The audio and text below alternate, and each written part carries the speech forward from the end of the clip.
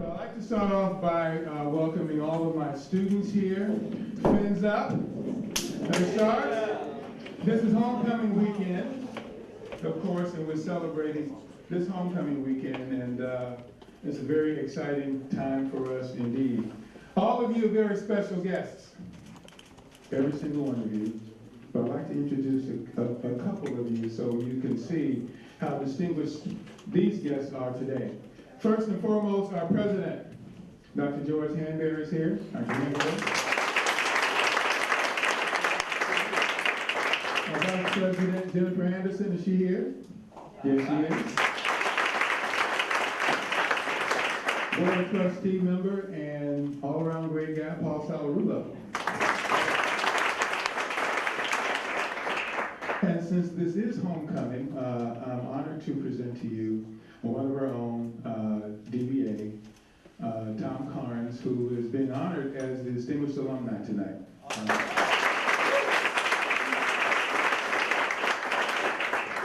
And we have our faculty and staff. I call them Team Huizenga. Faculty, please stand to be recognized. Thank you very much. And a number of deans, my fellow deans who are here. Would you please stand? And thank you for being here. We also have a surprise guest, and I want you to give them a very exciting and warm, sharp welcome. They come from down the street, University of Miami. Matt Goudis and his girlfriend. Now, they didn't understand, but I think Matt plays for the U on the football team. And Gianna plays soccer. So thank you so much. And just one of these days, we've got to get you down here so you can see what real athletes do. I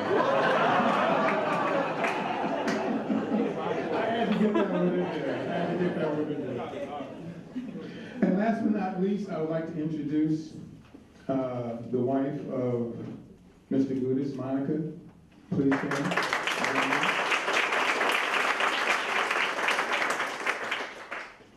And now for our guest. Rich Goudis, as Chief Operating Officer of Herbalife, he's responsible for building and sustaining a global infrastructure that allows the company to achieve its growth goals. His functional responsibility includes product development, worldwide operations, human resources, information technology, as well as the finance and operations of each of the company's 6 geographic regions. And you were telling me you had how many? 93 countries. Goudis has served as the company's chief financial officer from 2004 to 2008. And he also has worked for companies such as Pratt & Whitney and Sunbeam, and senior executive experience as vice president of finance and chief operating officer for Rexall Sundown. And Rexall Sundown, we have a representative also work for Rexall Sundown. Would you please stand and recognize, sir?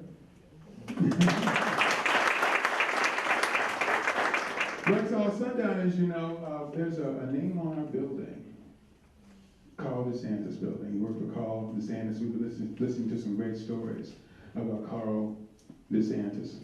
Mr. Goudis will present on the turnaround from within, a detailed look at his career path from a professional and personal standpoint.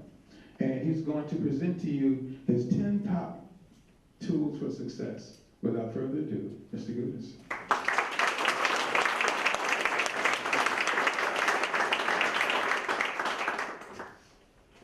Thank you. So just by way of introduction, I had the chance about 3 years ago to speak to the class at Pepperdine, and they're also Finns. So that's Coast to Coast Finns, which when I'm looking at your logo and you say Finns, I'm thinking, oh my God, the last time I did this was to a bunch of Finns. So I'm going to apologize to the camera crew because I'm going to move around.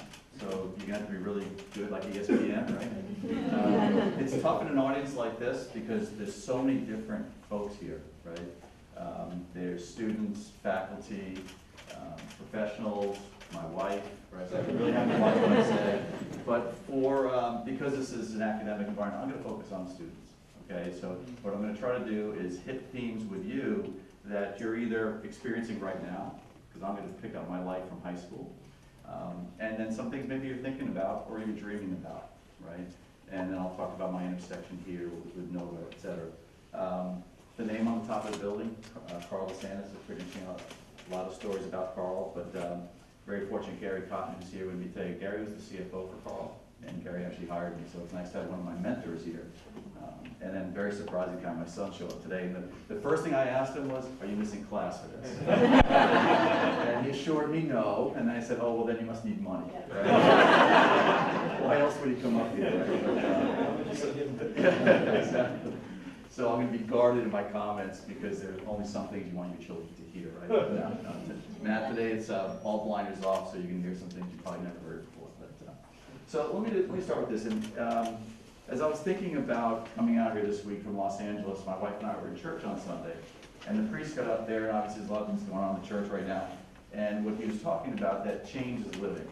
And I was almost going to change the title of this to Change is Living, because the homily was meaningful to me, but we had already sent the presentation and then all the flyers were out. So the change from within stands, and what this is really about, and I think it's important, especially for the faculty here, your journey and learning never stops, okay? Whether it's grade school, high school, college, graduate school, post-grad, post-doc work, that education journey never ends, okay? And the challenge for the students, I find, and I found myself, is that when you do leave school, what is that catalyst, what's that stimulus for continuing to learn? So I'm going to give you some of that as we go through it. But let me start with at the bottom. So when you're in high school, in the yearbook time, they take your picture and they say, okay, what quote do you want to be remembered by? And you're 17 years old at that time, right? You're like, what quote? I have no idea. But at the time, there was a show, it was a radio broadcast show every week. It was by Casey Kasem, America's Top 40. Do you remember that? Right, just like in last year, Casey died. But he had a quote, and he left every week. He said the same thing. It's the last thing you heard him say. He said, until we meet again, keep your feet on the ground, keep reaching for the stars. As a 17-year-old, that resonated with me, right? I was from a family, I was the youngest in the family, so I was the baby, 2 older sisters, really good, solid family, faith, strong values, honesty, ethics, hard work.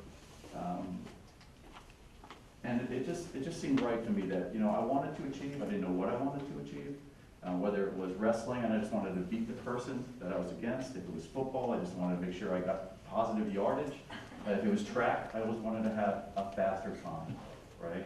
So whatever that was, it was always just a personal goal. In fact, when I was in high school, I wanted to have a really great senior year to try to get a scholarship. So I put a chin-up bar in my room, and because I was never the strongest guy wrestling. And I figured that my goal to myself was if every time I go through my doorway, I do 10 pull-ups, I'm going to get stronger. And sometimes I'd even think, I would just leave that in my bedroom and think I don't want to do another 10 pull-ups, so I would go in my bedroom. But I did that, and that was a way for me to get stronger. And so that's how goal-oriented I am. They're little goals, they're myself, I don't communicate them, but it's just always within myself. So those are my values, and that's 1979, and I'm fortunate enough to get a scholarship to go to the University of Massachusetts and go into their wrestling program. And it's tough to be a wrestler in a hockey town, if you will. So you don't get the best meal plans and the training table, all the things my son and Gianna get to enjoy in Miami as student athletes. But be that as it may, I found myself in Massachusetts. I can't understand what people are saying. My roommate calls and says, hey, Rich, you want to come up to a party? We're having a keg. I'm thinking they have a keg in the bathroom. No, I'll wait, I'll meet you when you come down. And so that was my journey at the University of Massachusetts. But I majored in accounting. My dad was an engineer, and his advice to me was, don't be an engineer. Right? He was in the space program at the time, and it was a fun time to be in the space program in the 60s and 70s. But he said, get an accounting degree, because that's the language of business. Then I had a really good mentor who was the parent of one of my best friends, really a bright investment banker on Wall Street. And when he found out I was majoring in accounting, he was sort of depressed about it. Right? And he said, listen, do me a favor, if you're going to major in accounting, at least minor in English. He said, because most accountants I know, they can't communicate. And even today, 35 years later, that's still a fairly true statement. Not all accountants, right? Not all. There's some that are really, really good. But and you know what I'm talking about. If you're so narrow and so focused, and whatever discipline it is, your ability to succeed is directly correlates to your ability to communicate, right? So if you have all these great ideas, if you can't communicate them, how really great are they if you can't share them? So at this time I realized that as I was going to graduate with this degree, what am I going to do with it? I grew up on Long Island, so working on Wall Street seemed like the allure. So, you know, the Wolf on Wall Street, this whole era of the 80s where you know, Wall Street was sort of this big magnet and everybody's getting drawn into it. But what I realized very quickly was working on Wall Street, they didn't share my values. I saw things that were being done. I saw how, let's say, corners were cut or how deals were done, and it didn't live up to my set of values. And it was very uncomfortable. It's hard to get motivated to go to work every day when you find yourself in an environment that it doesn't really feel that great. So I wound up calling a recruiter that tried to recruit me when I was in college to a financial training program at a company called Pratt & Whitney. Pratt & Whitney makes jet engines. They're based in Hartford, Connecticut. That's where all the talent is. That's where the hot place is to be. And this recruiter said, oh yeah, Rich, I remember you, but we have an opportunity only in West Palm Beach, Florida, out in the Everglades, in the government engine business. And I said, I'll take it. So I wound up going in the program, let's say late, so I joined in February, and I went in a 6-month rotational program working through different areas in the accounting department. And what I learned there was that first you have to be talented yourself, right? So the turnaround to me was I have to set goals, and they have to be measured goals that I can accomplish. And I have to leave that desk. So every 6 months you move. I wanted to make sure that when I left my desk, I raised the game. Right? Woe be the trainee that came in behind me, right? But it was also about creating a brand and perception of these trainees who ask for a lot and often don't give a lot back.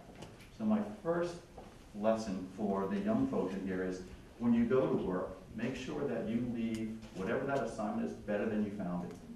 You do that, that to me is the first building block to success. You do that, you're going to get a reputation of building it better. You're going to get a reputation where people are going to seek you out. And that's a great way and a great foundation to build from. So our journey on, and I come off the training program, and I get sought after because of my contribution to the training program, and I go into this group, which was the hot group at the time, FP&A, Financial Planning and Analysis. Far removed from accounting. Now you have to draw from all that accounting knowledge the cost of the product, how the accounting methods and systems and all that language work. But now it's about analysis, right? Analysis on rocket engine programs and jet engine programs. And at the time, everybody had these things called a 10 key. And for young people, you don't even know what it is, right? But it's this big calculators, right? And it had paper that came out at the other end, right? And think about a government business where it's all metal desks and everybody sits in a row. It's, if you ever watched a movie from the 50s or 60s, that's what this was even in the 80s. And then one day we walked into the office, and it's like there was this bright light shining down on this desk, and there was this white thing on the desk, and nobody went near it. And you got up closer, and it looked like a TV on top of the big, these big old TV, and it was sitting on this white box. It was an IBM PC. Nobody knew. It just showed up one day. So being a young person, I went up to it and didn't bite, and you kind of, well, what does this do? And one of the IT guys said, oh, well, you do this, and this is really old. They had floppy drives that were about this big, and that had the software on it. Software called Lotus 123. You know what that is, right? I can tell the generation I'm with because there are people that are not. So you put this software in, and the computer wakes up, right, and the light flickers, right, and now you're in this spreadsheet. It's vast, right? Vast. No more 10 key, no more paper. And then when you do your work and you save it, then you have to take that software drive out and you put another floppy in to save you work on this big floppy drive, right?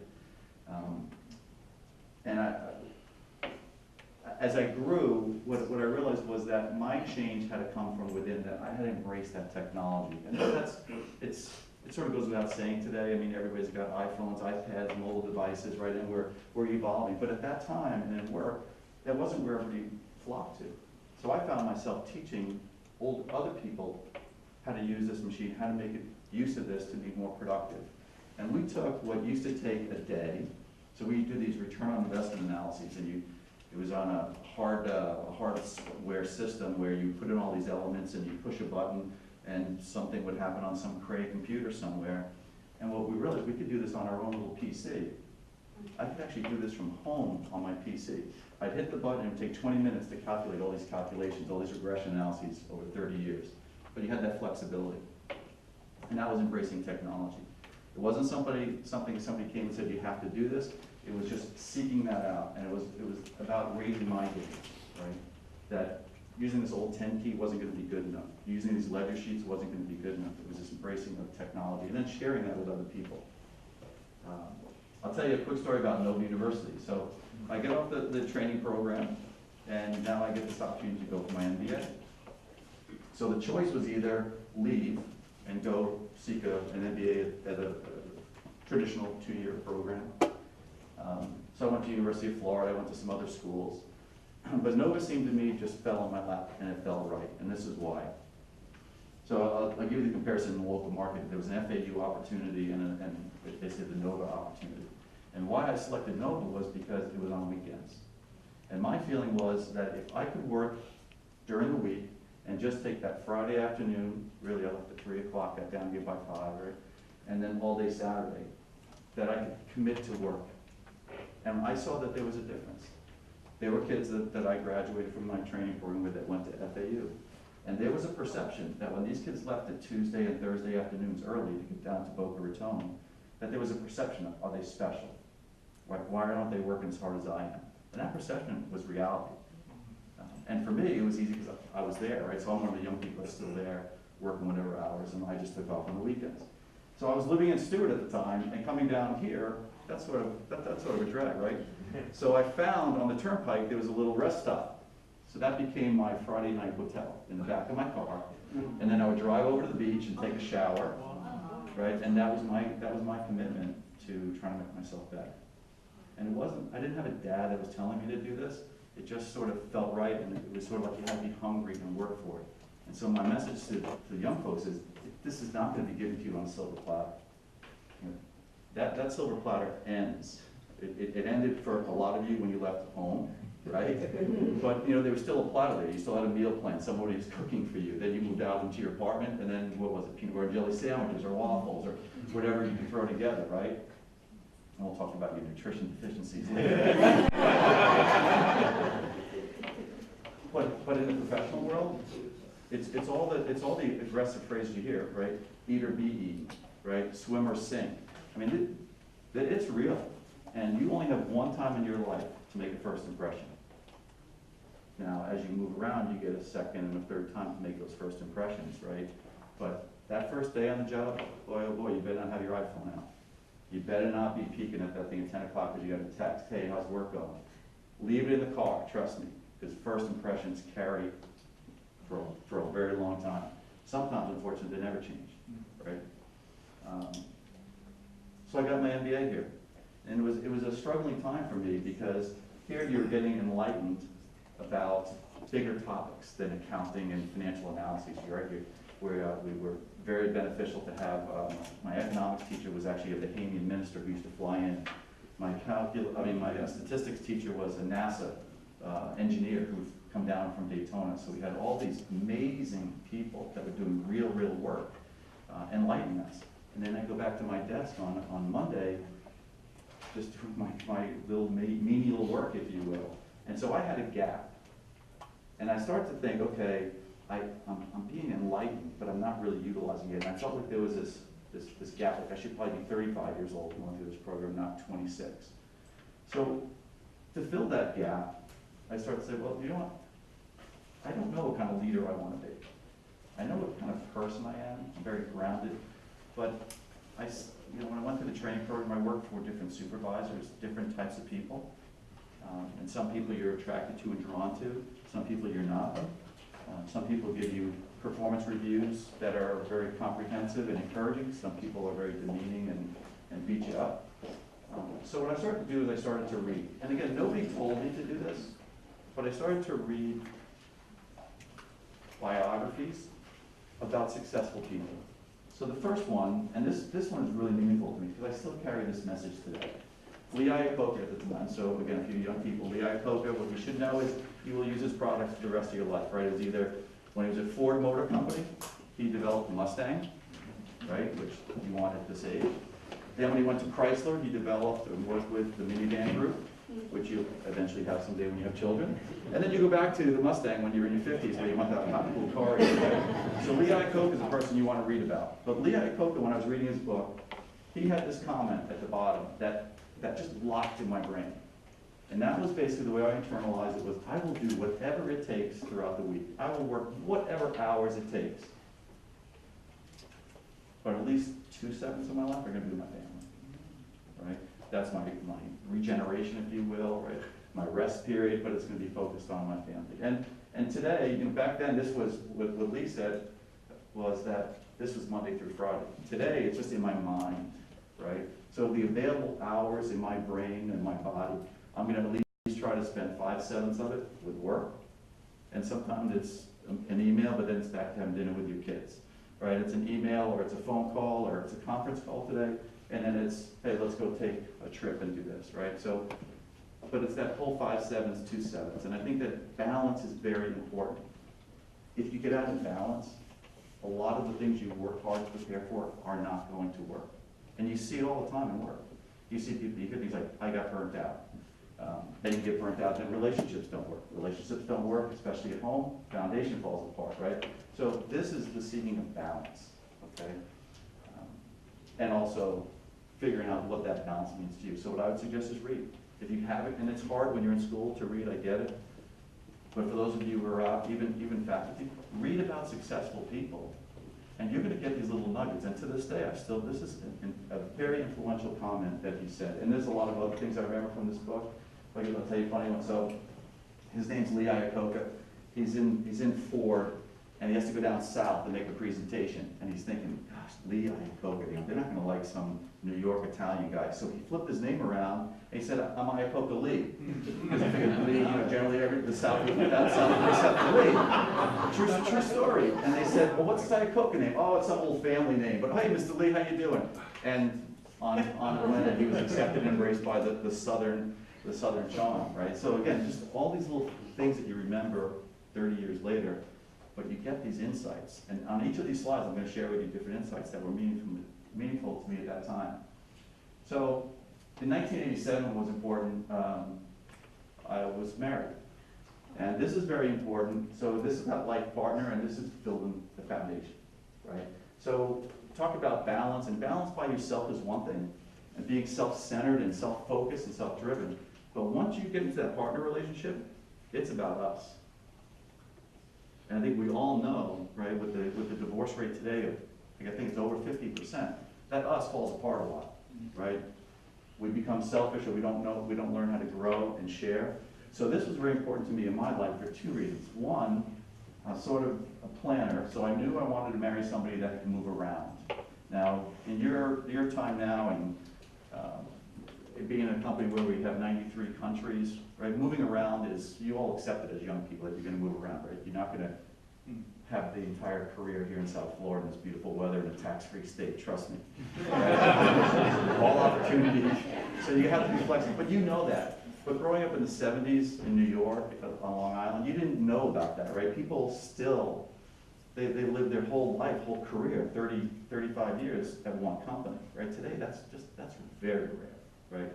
So for me, finding a partner that could be mobile was really important. So to me, my friend was a nurse. They can work anywhere. And when we were married, Monica and I, in fact, for the first several years, she made more money than me. She would get these shift differentials, but it just worked out well. And what she did really well with me, she humbled me. So I had an opportunity to move up to Connecticut right after we were married. And Monica has the good partner. I'm excited. It was the Mergers, Acquisition, and Divestitures Group at United Technologies, the parent company. And this was the hot area to be. This is like Wolf of Wall Street on steroids, right? And one of my mentors was promoted to run the group. So I come back literally from my honeymoon, and I get a phone call, hey, come join us. And I came home all excited, like, we're going to Connecticut, right? I went to school in Massachusetts, so we're going back home. And Monica said, no. And it was like, what do you mean no? She said, I'm just not ready for it right now. She said, but I promise you, next time it happens, I won't say no. And I was fortunate to work with a group of people who there's only going to be one offer. And sometimes in your life, you have to be very observant. Sometimes the offers are only going to come to you once, okay? And you have to assess that as young people. Because sometimes saying no once, that means no forever. I was very fortunate that I worked with some great people that they were going to ask a couple times. And they sort of understood. I just had gotten married and all that. But a couple years later, that offer came again, and Monica, true to her word, said, yep, let's go. And this time it was a really grooming assignment. But again, this was the late 80s. They didn't tell you Rich were grooming you, right? They were afraid to tell you how talented you were because they were afraid you'd leave. Right? Hopefully today you'll find, especially if you work at Herbalife, we tell you how talented you are. Right? We want you to know how talented you are and how special you are. And we work hard to make that message come across.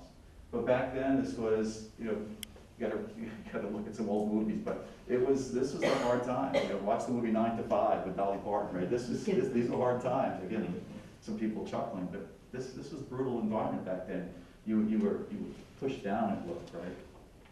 So I was able to go to Connecticut, and the assignment was to run the training program that I graduated from. So this was sort of a very prestigious opportunity, but very far removed from financial analysis and planning. This was my nurturing and grooming in the world of human resources. Now I had to go out to college campuses and find young talent, right? Interview young talent, then bring them on campus and watch their careers for 2 years. Figure out what assignments they should have next in their journey and development, right? Based on their strengths and weaknesses, likes and dislikes, the company's needs and wants. But some of the things that were really great at this time, number one, there were about 20 different supervisors that these 44 trainees work for. So every 6 months, I had the blessing to sit in on these performance reviews. So I would listen to how Joe, for example, would give the review to Gary, or how Preston would give the review to Sarah. And I would think and say, boy, I like the way Preston just said that.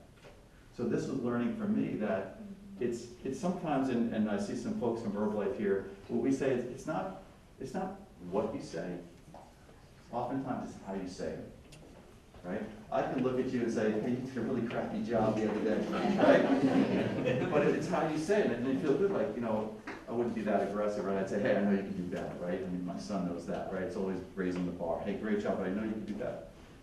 So it's how you say it. And what I found through all these different supervisors was that these were all blessings. And I'm watching this and I'm thinking, oh my God, I feel bad for this trainee. She just got plastered by this supervisor. And I'd have to work on the back and say, just understand, that's the way Lou does it. Right? If Lou doesn't like you, you're not going to get a tough message. And pick these young folks up. But this was an opportunity for me to learn that motivating people, thinking outside of Rich was more important, right?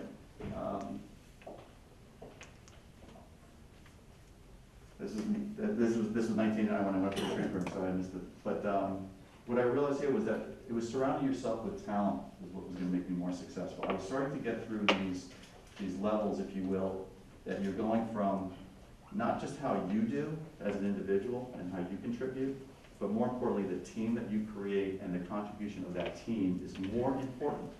And I will tell you this, there are people that I work with in all different companies that never get this message. They always think it's about them. And I'll look at some of the students, right, and you know it when you work in student projects. Isn't there always just one person that never shows up, right? And you have to pull the load for them. And then when the next project comes, the professor gives you a project, aren't you just searching like, I want you, I want you, I want you, because you want the talented people, right? Same thing in work, same thing in work. And I will tell you, for the most part, that same person that you didn't want, that person that never did the work, typically the same thing at work. It's just human dynamics, right? But what you want to do is you want to create a culture where those people are few and far between, that everybody is in it for the us, right? Everybody is in it for the team, and they understand that the team success is way more valuable than the individual success. And sure as I'm saying this, you will see it in your careers. There are people that never get it. And then they wonder why they're stuck at a certain level for a very, very long time. And it's these transitions, they're natural transitions. When I was younger and I was going through the MBA program, I didn't have a team. The team was me. So you're learning about this, but you can't practice it. But this actually came into my life and it gave me the chance, right? So the next important message here is from General Norman Schwarzkopf. Again, for those of you who remember the first invasion of Iraq.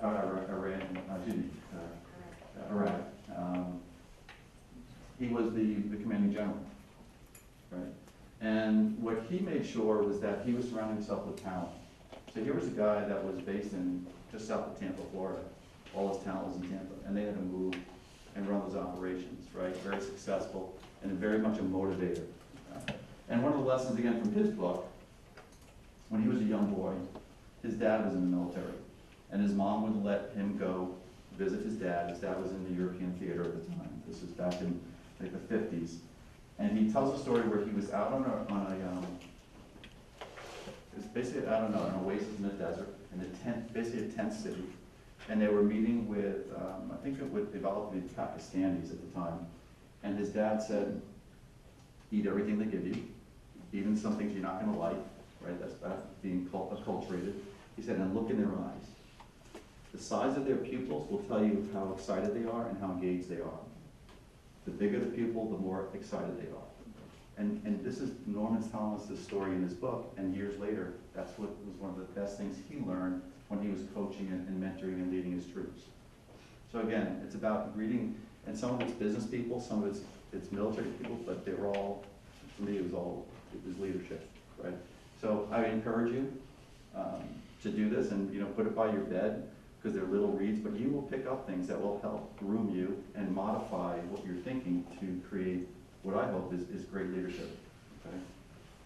So moving along, so I get off the training program now, and I get this opportunity to go to what's called the Oklahoma repair business for Pratt & Whitney in Southington, Connecticut, right next door to Bristol, which is home of ESPN.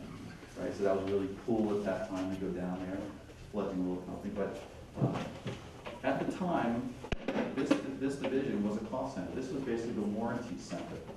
So for years and years and years, it's almost as if you did something wrong, you got sent to this group because it wasn't a profit group. So people didn't really care what happened, right? They weren't held accountable for how fast they turned over parts or they processed things with the accuracy.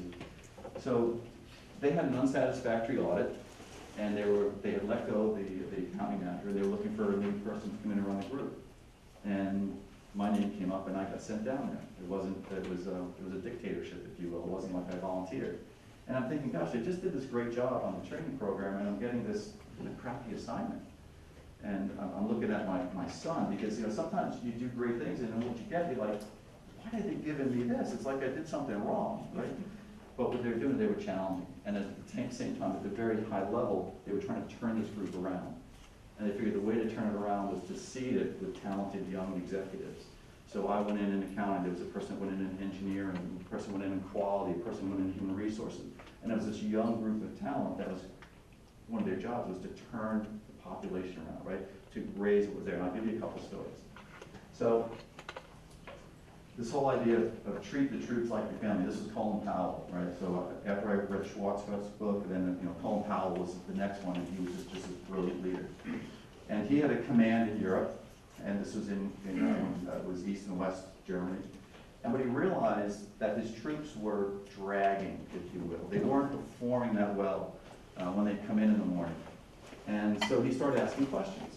He was new in the command, and he found out that because of population, that there wasn't enough housing on base. So a lot of young military folks, especially with families, moved off base.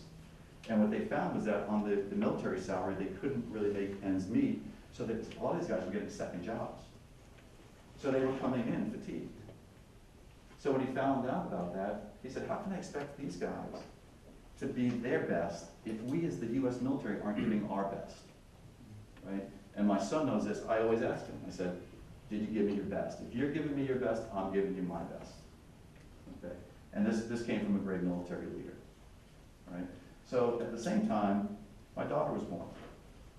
And at this time in US business, people were tough. And obviously even people were mean as bosses.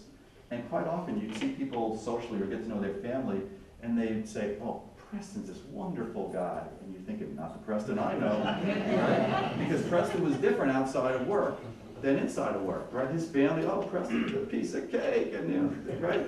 In work, boy, oh boy, tough. S-O-B, it's Preston, right?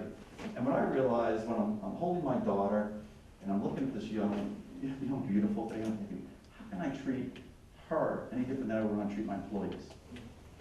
And again, nobody told me to do this. It was sort of just like this awakening, if you will. I think it's my faith, right?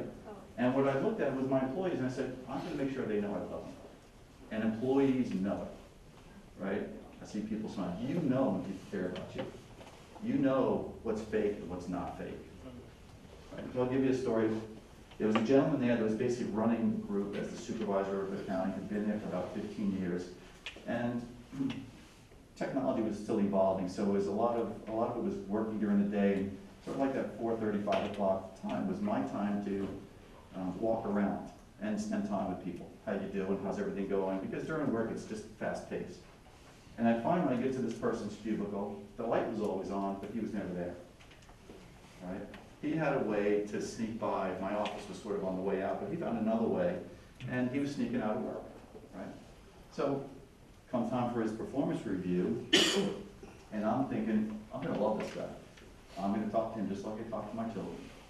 And it was a very, very frank discussion about commitment, contribution, leadership. And you could tell it affected our relationship for about 3 or 4 days. You could just tell, and you know how that is when you're in a relationship. You just know that it was not received very well, right? But to his credit, after the weekend, he came in to me on Monday and said, Rich, I have to tell you, what you told me last week was very, very difficult for me to hear. He said, I talked about it with my wife over the weekend. He said, you know what I realized? I wish somebody had told me that 15 years ago. So my message to you as leaders is be honest, be frank, do it in a very positive way, and your employees will know that you love them and you care for them. And it's the old saying, right? What you give, you get back tenfold, guaranteed. What I can't tell you is what time and what shape and what fashion, what manner, but I will take it to my grave, you will get it back tenfold. So when you are evolving into that leadership role, or if you're faculty, right? And if you are faculty don't love and care about your children, your students, right? It's just about multiple choice, stamp it, grade it, be done with it, not available for them and after hours, right? They know it, and you're going to get it back. I'm telling you that bell curve is going to move right to the left if that's the way you teach. If you are open, if you're motivated, if you're caring, that bell curve is going to move up. You're going to be struggling to give out B's instead of A's, okay? Because the kids will give it back to you. And it's the same thing in the workplace. And that's something that was foundational to me, and it was validation, and that was what was very important. A lot of times you're doing things and you don't know if it's right. I didn't grow up in a house where my dad would talk to me like this or teach me this stuff. So what you were doing was, you read about a different leader and you say, hey, I think that sounds like something that I should be doing, right? And I would do it. So there was this great test, like a lab, if you will, was this population I was working with, and they just loved it and they soaked it up. Now at the same time, all those 44 trainees, and there was 2 classes, so there's 88 people that I knew, all young people, and I knew who the best ones were. I said, come on, work for me. She's like, something didn't connect. I'm like, trust me, it's going to be a great opportunity. And I started drawing that young talent. And from that day on, I've always been able to bring that talent along with me and make that a foundation to my career. Fast forward, I find myself in a small appliance company in South Florida called Sunbeam. So enter the next person on the wall here, Wayne Huizinga, right? So my philosophy was get into work early, basically get your stuff done, and then figure out how you can help other people. So I'm pulling into the garage on Los Olas Boulevard, 6:30 in the morning. And who's pulling up right next to me in this Jag? This bald-headed dude, right? Wayne Huizinga. No limo driver, no fanfare, no paparazzi. 6:30 in the morning, a billionaire. So we're walking up the elevator. He says, "Hi, young man, how you doing?" I said, "Good, good." Got busy day? I said, "Yeah, hope so." He says, "Good." He said, "You always get in this early?" I said, "Yes, sir." He says, "Good, you're gonna be successful."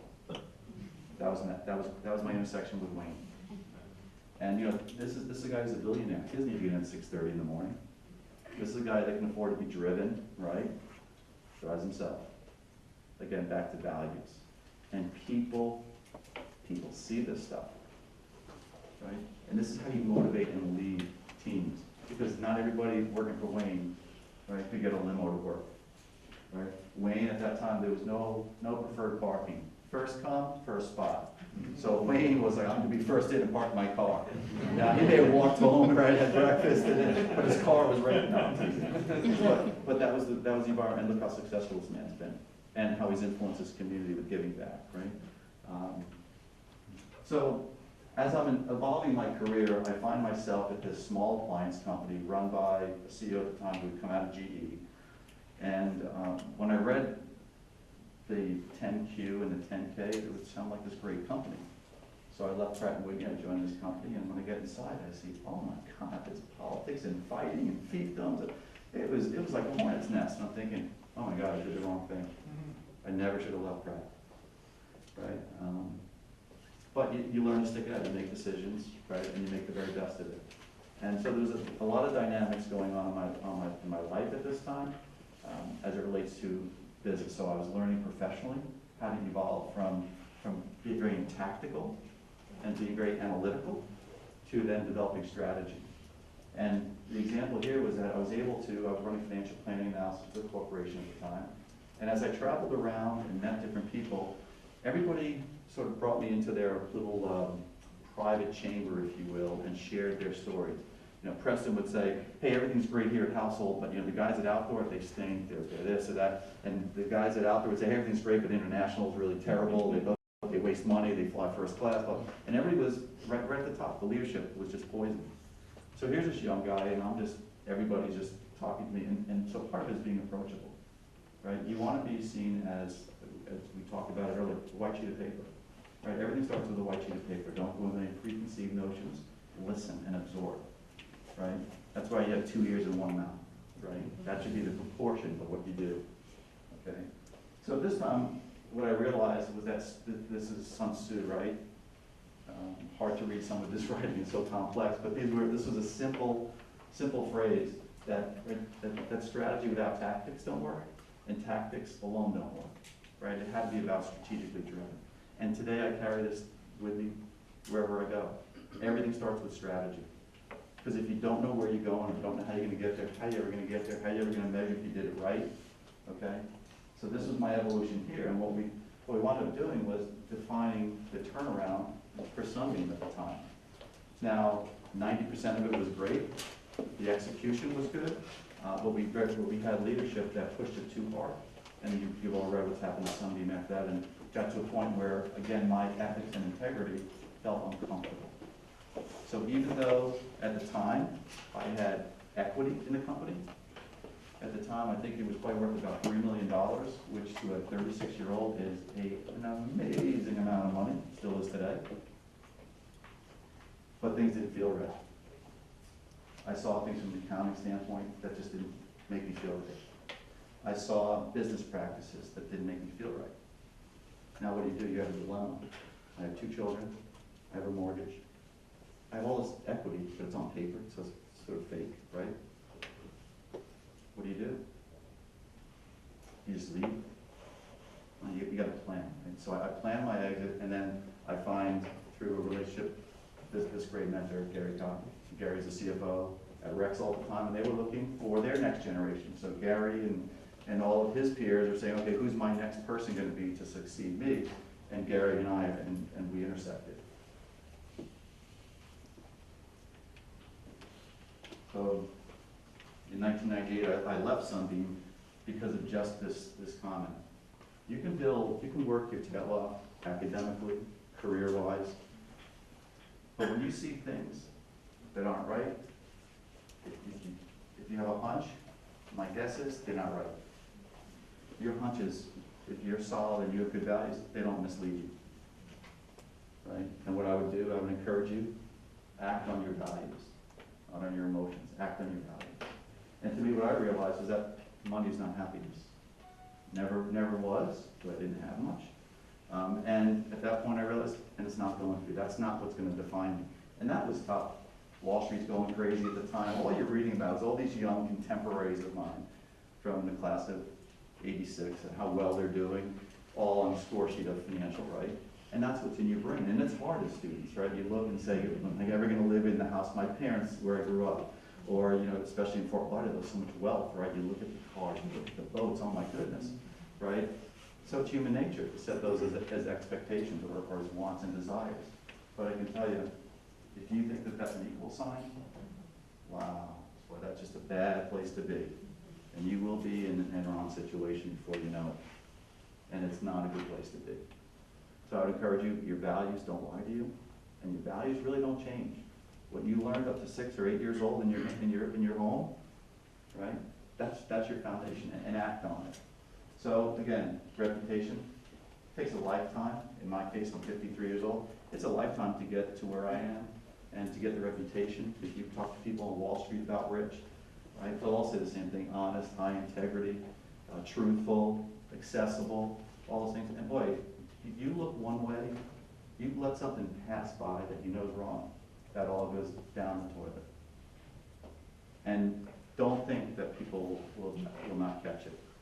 When I was the CFO at Herbalife, what I told the controllers around the world was, listen, if you don't follow our processes and procedures, the moment that you decide not to do that, our relationship ends. I may not know it. It may be in August of this year, and we may not find out for a year later, but a year later when we find out, you'll be gone. It's that brutal, right?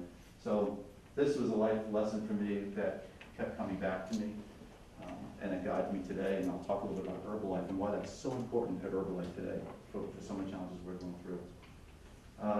My next quote came from a movie, so it's not just books. You can go to movies, and, right? The great movie, Remember the Titans, was one of the great philosophies here, which is attitude reflects leadership. And there was a moment in the movie, if you recall, where you had young black students, athletes, young whites, right, and they were integrated, right, at a time when it was very tough. And this young black student says to the white guy who's sort of leader, you know, why aren't you giving me your all, right? And the black young man looks up and says, attitude reflects leadership. So it's if you want it, you have to give it, right? If you want hard work from your team, well, you better be the first one in. Trust me about that.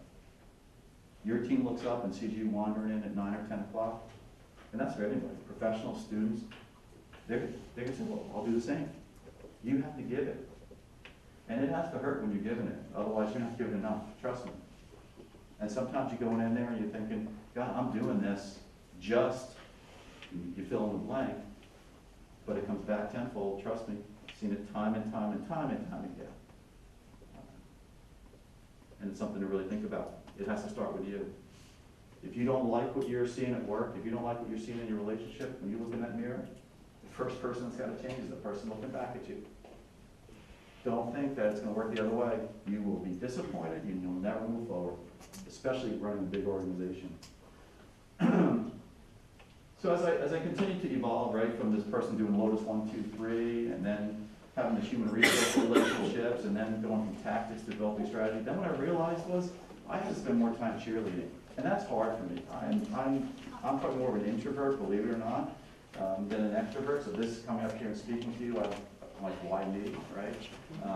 But being a cheerleader, it does not come naturally to me.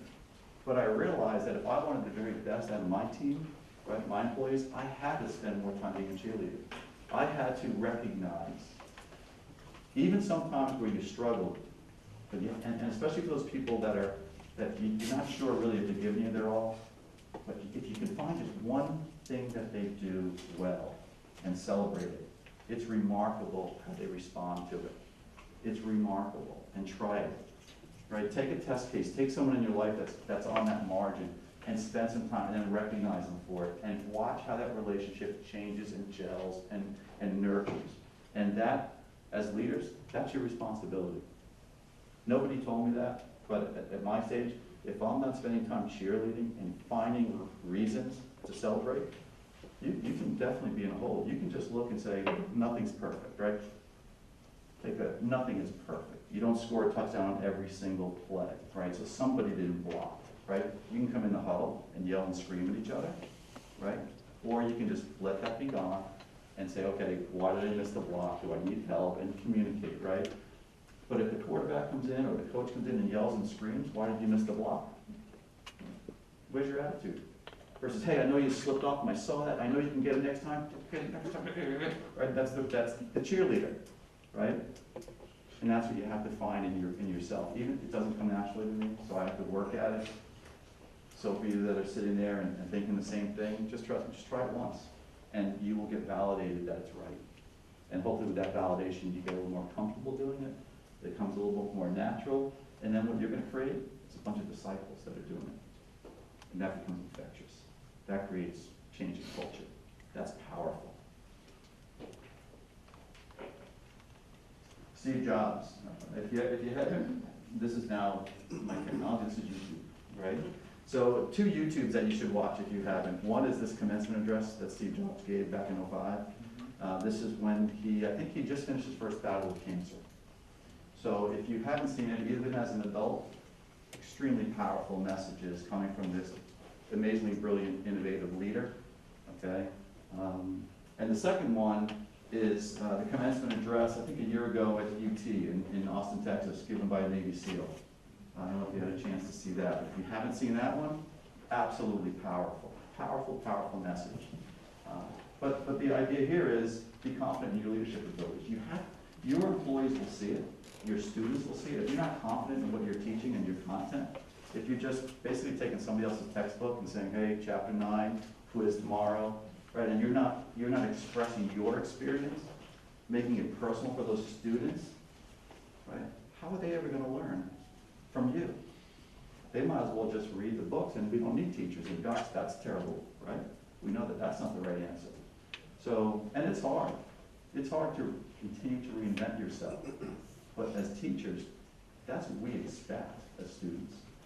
No matter how old you are, you expect faculty to be the learned ones. And learning means ongoing, every day. And take that learning into your classroom, right? You want to go into a professor who is teaching from a brand new textbook, or a textbook he's giving you chapters as he's writing them, or she's writing them, right? That's the current thinking, current practice, and that's the challenge. And you have that challenge as whether you're faculty. I have that challenge every day as a business leader. So I'll end with my top 10, and then we can do Q&A. So a lot of this came through in the comments today, but if you're not prepared to outwork everybody,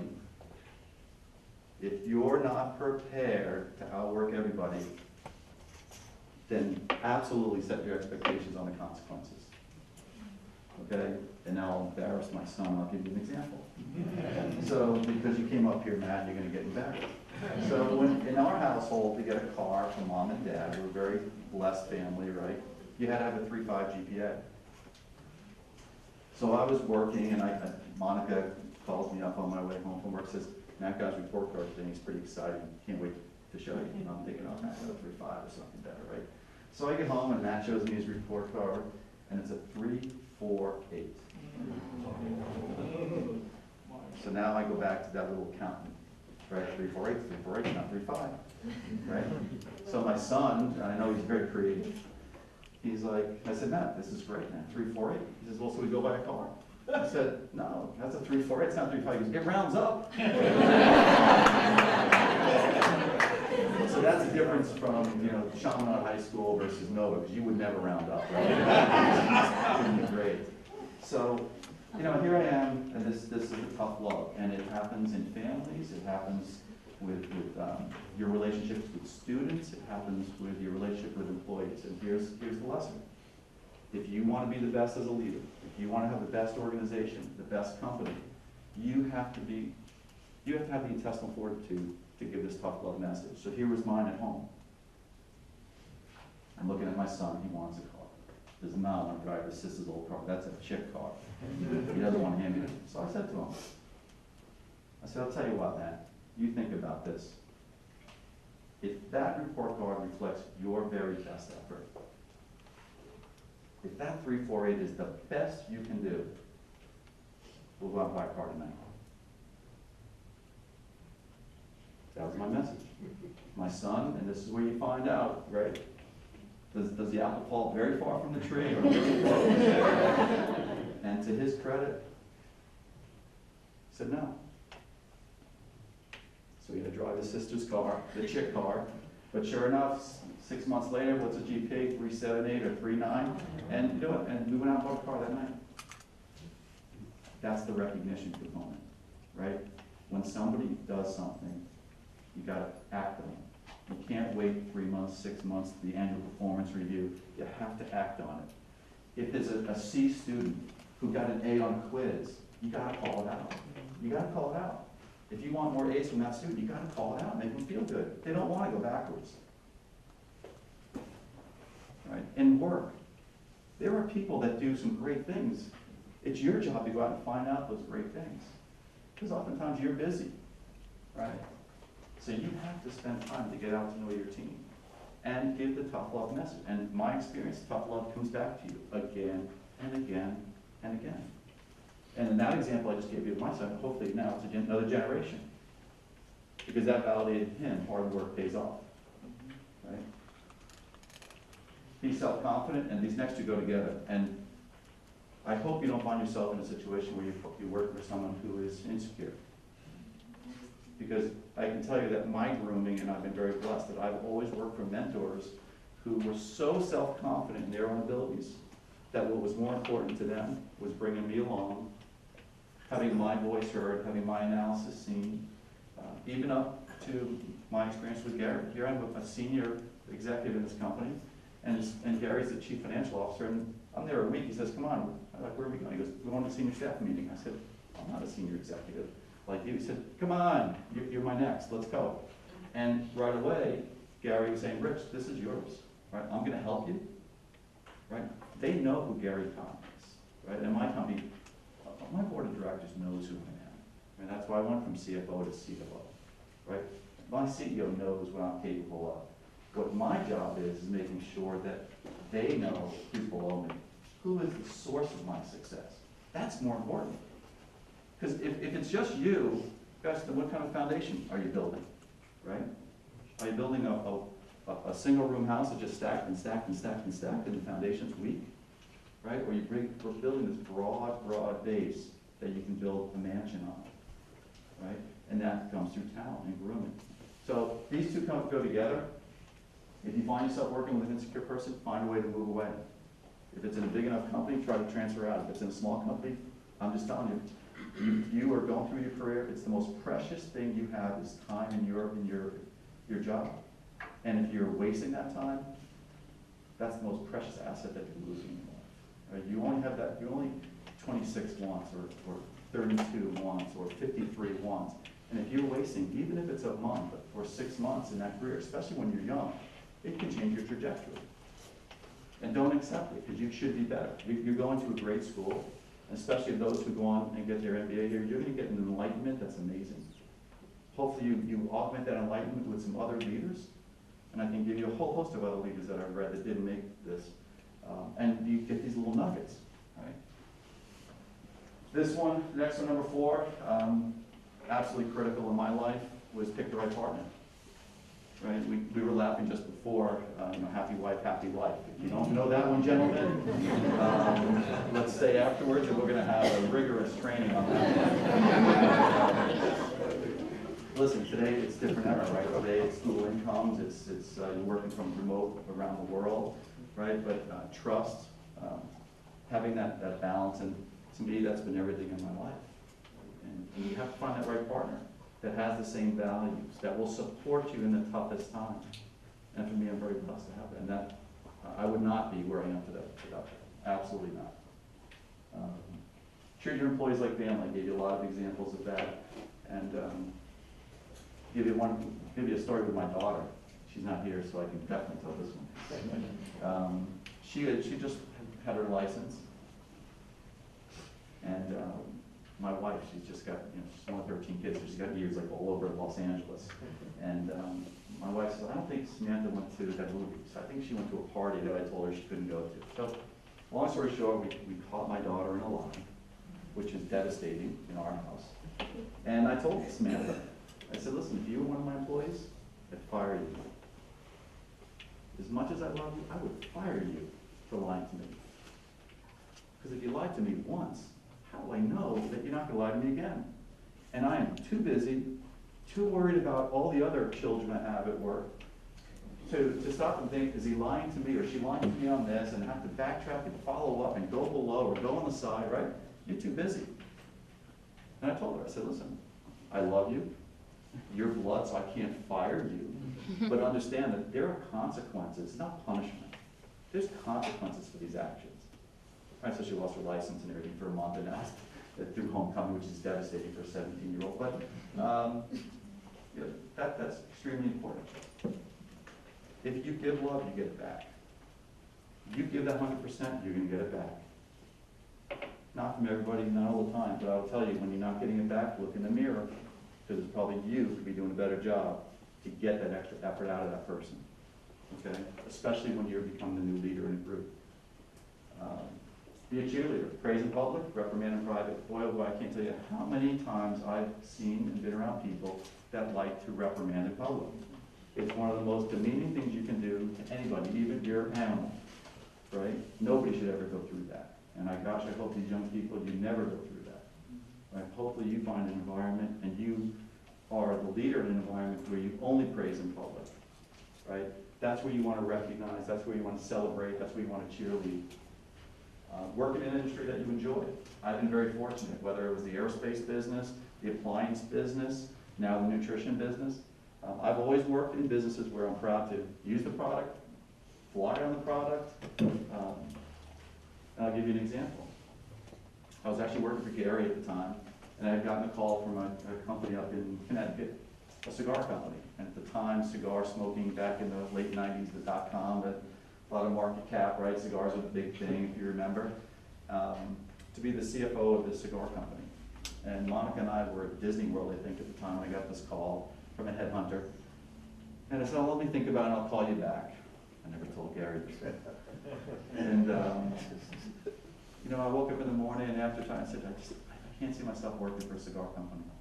I don't smoke cigars, right? I don't think it's healthy. And I called him back, and even though it might have been a great opportunity financially, it just wasn't right inside. So find an industry that you like, and it helps in that component of balance. And balance in your life is the most fundamental thing you can have, right? Whether it's your partner, your academic background, where you're living, all that balance is important. Be honest. I've said that time and time and time again, and I'll be a broken record, because sometimes it's easy not to be honest. You know, it's sort of like, it's easy sometimes to tell that white lie that your mom said it was okay to say sometimes, right? Like, oh, do you like my dress? And you always tell your wife it's beautiful, right? That's okay, and that's probably the only opportunity to say it. Listen, you know, there's not a time when you read the paper that this isn't coming front and center in business today, in politics, right? Somebody's up and coming, and what all of a sudden they find out the person didn't do their taxes right. Or they're up and coming, and all of a sudden, young people, they find pictures out there on the internet. So let me just take that as a moment, and I'll give you the experience that my son had when he went to University of Miami.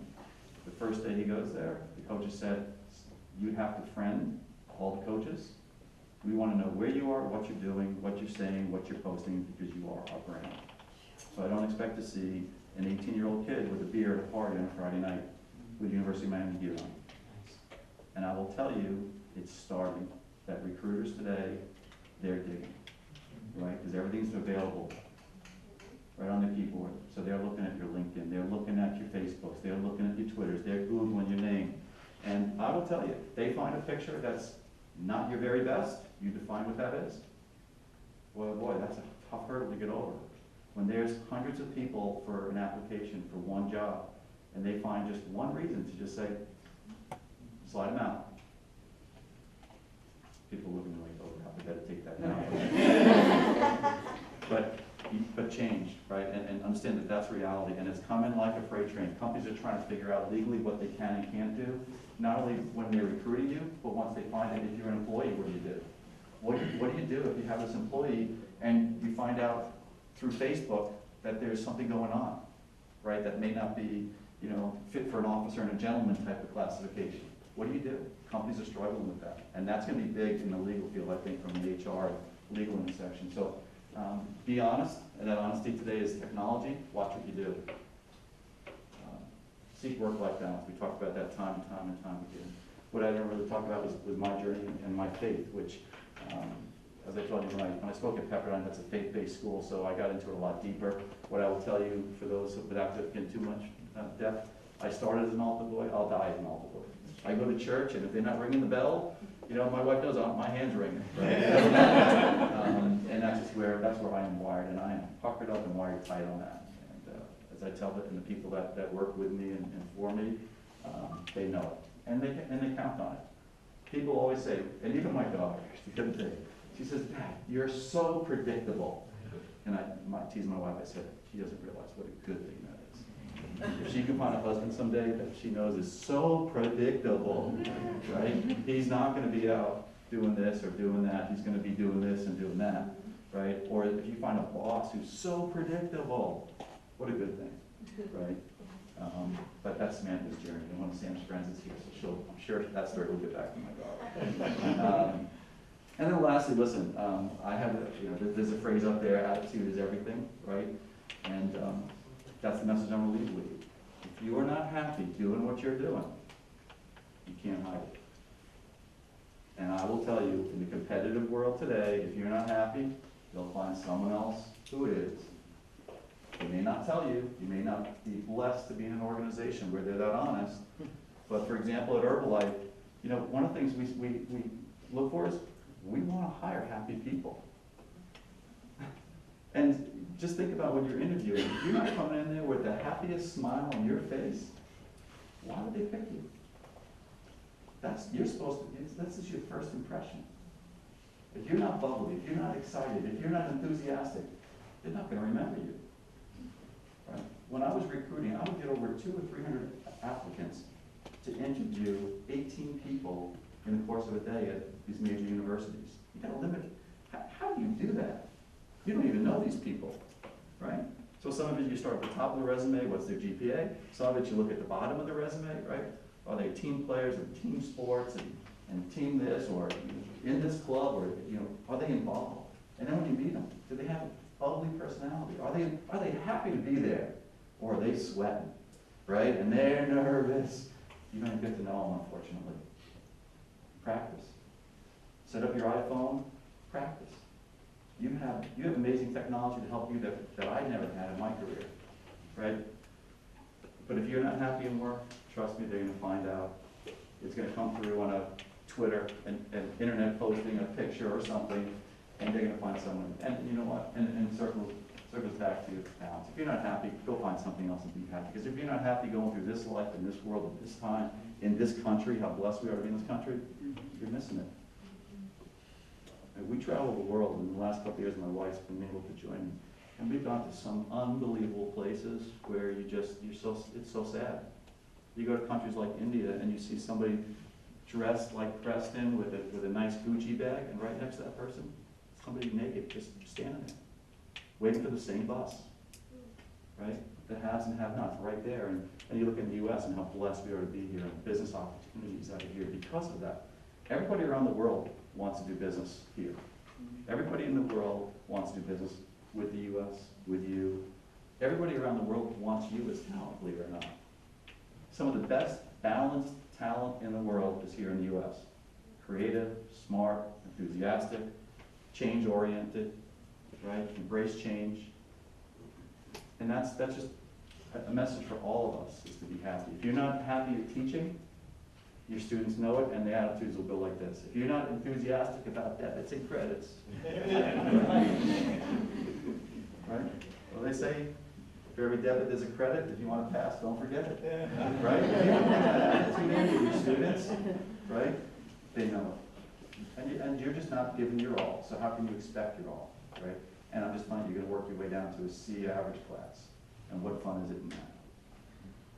So, listen, I appreciate you taking time. I especially appreciate my son coming up. I sure hope you learned this in school. For this, this is not something I feel very comfortable doing. I'm very humble. I don't think my career is all that spectacular, but I guess when you look back, you say, gosh, I'd like to know something about how this person moved up and So I hope that there was just a few things that you take from today and you remember it and share with other people. And then I feel like I've given back, and that's very important to me on my journey. So thank you.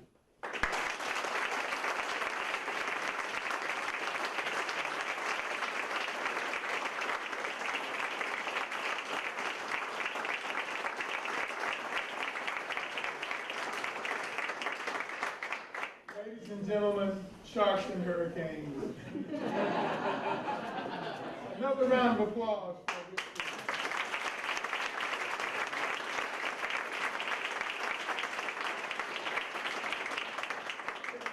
The questions for one of our great leaders of all time. Yes. Question? You know, I think our country is finally, realizing the importance of diet.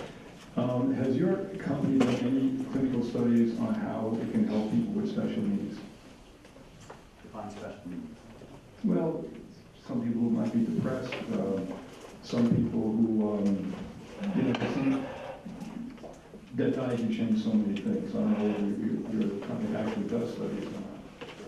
So we do a lot of clinicals, but I think the best clinical, and I would ask you to talk to some of our members afterwards, they're going to do a much more eloquent job, but I'll try if I can, and you can augment. But listen, the sad thing is, in the world, obesity is a massive epidemic. And I'll tell you, looking around here, somehow the epidemic hasn't leaked into this room. We have a lot of very, very good-looking people here, and lean and trim. But in the U.S., over 40% of the population is obese, right? 60% is overweight. And with that, without the right weight, right? We talk about it at Herbalife, inflammation here, inflammation here, inflammation here. They're all tied and it starts in your gut. So if you're not the right weight, back to balance, if you're not the right weight, nothing else in life is really going to work. You're going to be going into that sick care system that we call healthcare in the U.S. very quickly. So we do a lot of clinicals on the efficacy of our product, of the benefit of meal replacements, if you will. That's a big product line for us, or other targeted nutrition on health, on arterial cells, etc. But the biggest thing I can tell you is the focus on weight management. We find that, in most studies, we'll find that people who are overweight or obese, there's a whole host of health problems, right? And around the world, I think government's starting to recognize that. And you see it, whether it's New York City putting sugar taxes, right, or sins on sodas. Mexico has done the same, and it's starting to happen around the world. But the way we look at things is there's this food industry, and there's this pharmaceutical industry. And what's emerging for our generation is this box in the middle called nutrition. Because if you think about it, where we are today versus where we might have been 150 years ago, if we were growing our own fruits and vegetables, right? Most of the food preparation today, actually, the nutrients are processed out. So what you're getting is we call empty calories, right? And I see someone back there reading the ingredients on our nutrition bars. What we do is we actually engineer the nutrition into so we have very nutrient-dense foods for the calorie balance. And I think that's what's going to be coming into your vocabulary more and more as young people. And for us, in my generation, we're going to play catch-up, quite honestly. We don't get it. We think going to McDonald's is a healthy meal. And it really isn't. It's calorie-rich, not nutrient-rich.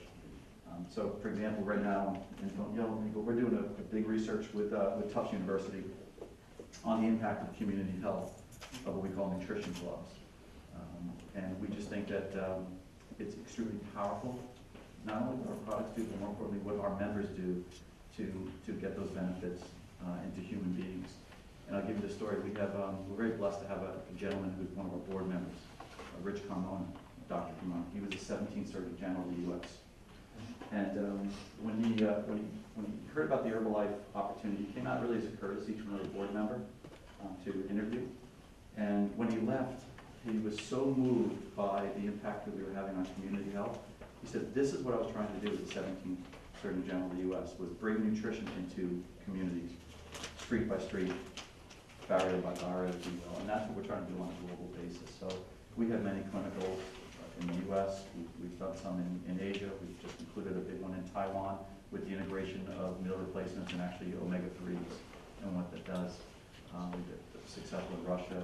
So for many reasons, we do clinicals around the world because it's relevant for their regulatory bodies and authorities. But I think you're going to read more and more about that.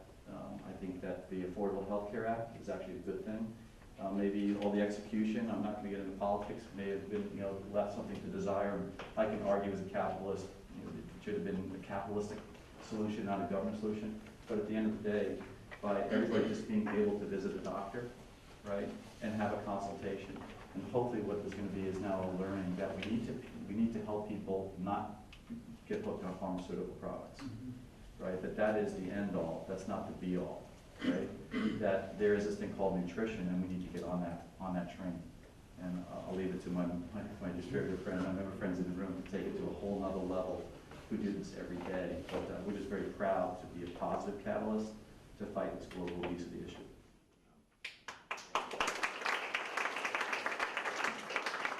Students have any questions? Yes. I have a question from.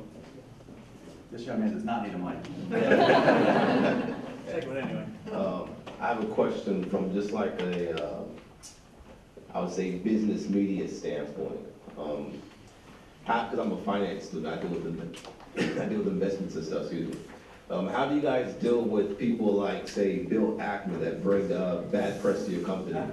Oh my gosh, we could have a seminar on that. I think we probably need a book written. So if you don't know Herbalife, the company that I'm very pleased to be a leader in, we've been under an extreme attack for the last couple of years from a very prominent, very, very smart activist on Wall Street. And unlike most activists that come into your company, and usually if you're a CEO or an executive, when an activist comes into your company, typically it's not a good thing, right?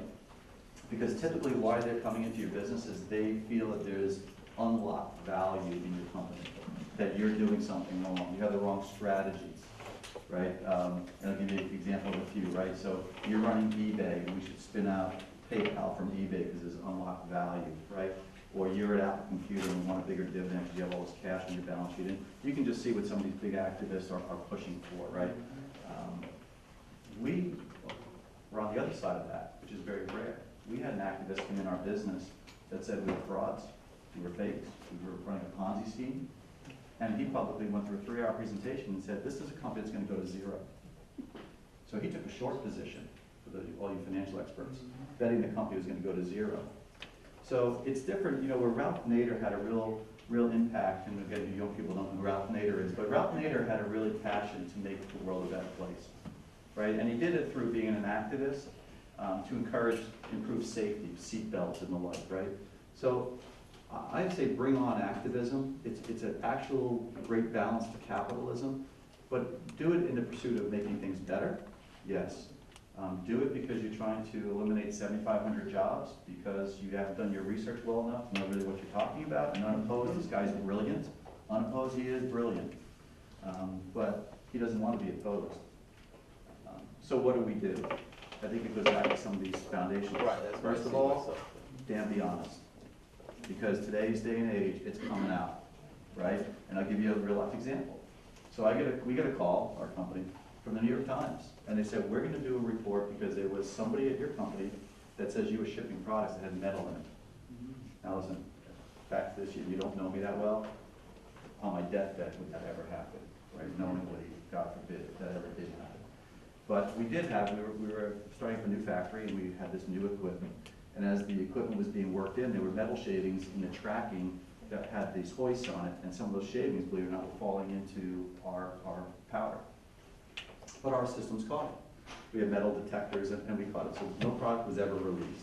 But this person had left disgruntled and went to work for $300,000, undisclosed to the New York Times at the time, and went to work and gave Ackman this information. So Ackman, using his influence, goes to the New York Times, and the New York Times has these mics in our face and says, we don't believe you, we believe Ackman, we believe this insider. And they wrote a scathing article about us. They balanced it a little bit to give them credit, but it was pretty scathing. About a month later, the FDA came in. Spent 6 weeks auditing our facility and validated exactly what management said. They had a problem. They knew they had a problem. They brought in outside third-party FDA experts to help them remedy the problem, remediate the problem. Never, ever was there a health issue to the public. That story, unfortunately, doesn't get written. right? So it goes back to balance, right? What we know about this situation and for our member friends, we know we're right.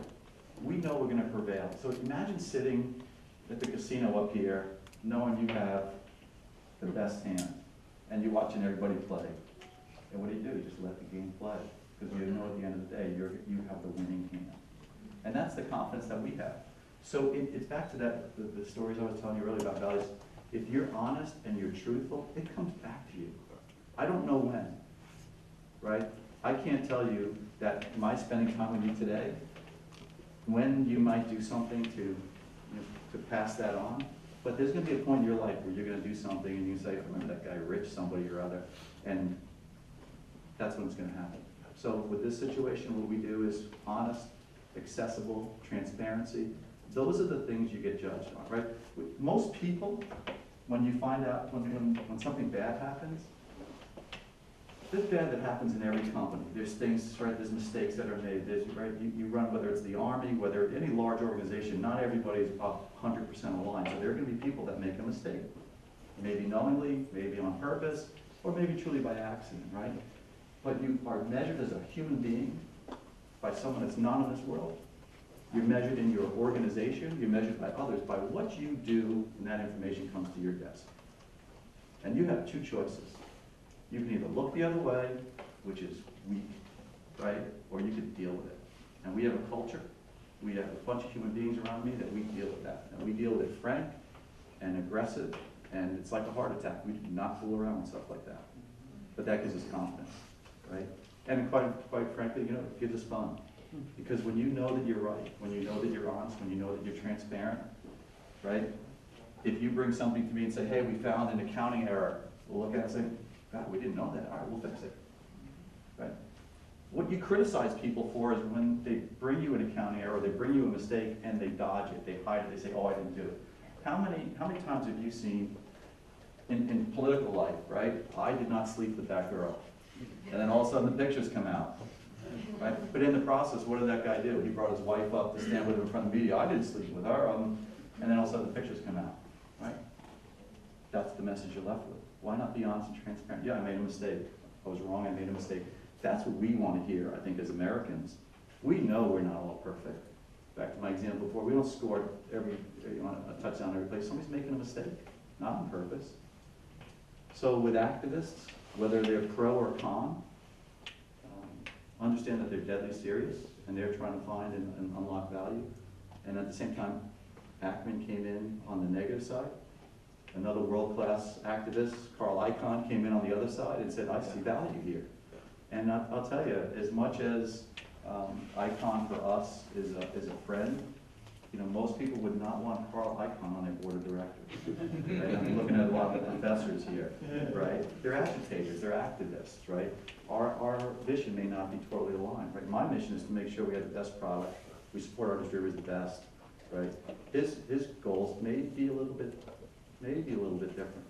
Right now that we're very aligned, but to me, honesty, transparency, accessibility, don't dodge it, face it with your chin up, good, better, and different. That's how you get, I think, recognized as an individual. That's how you build your reputation as a person. And you build it in the toughest times, not the best times. We have time for one more question.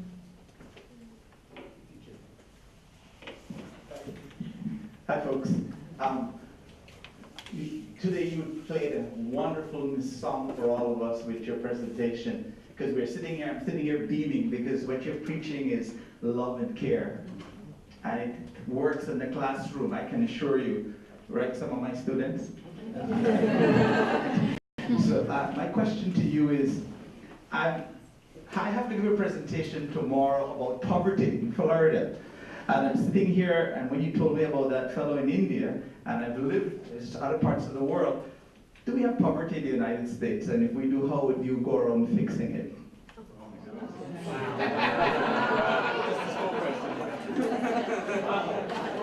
Thanks for that one last question. So now, Rich, you didn't think you were running for Miss America, did you? Listen, I'm a capitalist. Yes, honey? Well, I just do help with the mission work in LA, and I would say you start one person at a time, period. And you can always start with that. Start with someone near you. You don't have to fix it all in one day. So remember I said happy wife, happy life? I think I'm gonna leave with that answer.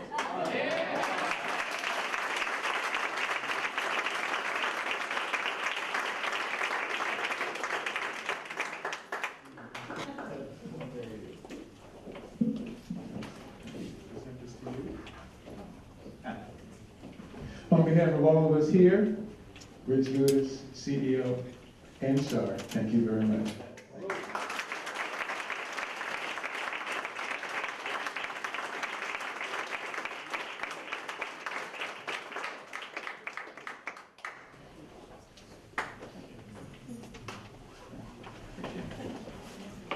Also, I see you like to move, start cleaning yourself. Thank you. I'm going to help you out with this one.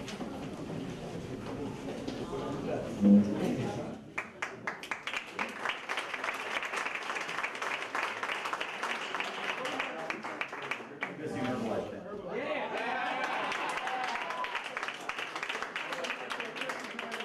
This is homecoming week, and there's another recipient here who is a distinguished Donna Horton. I want to say hello to you. Thank you for being here.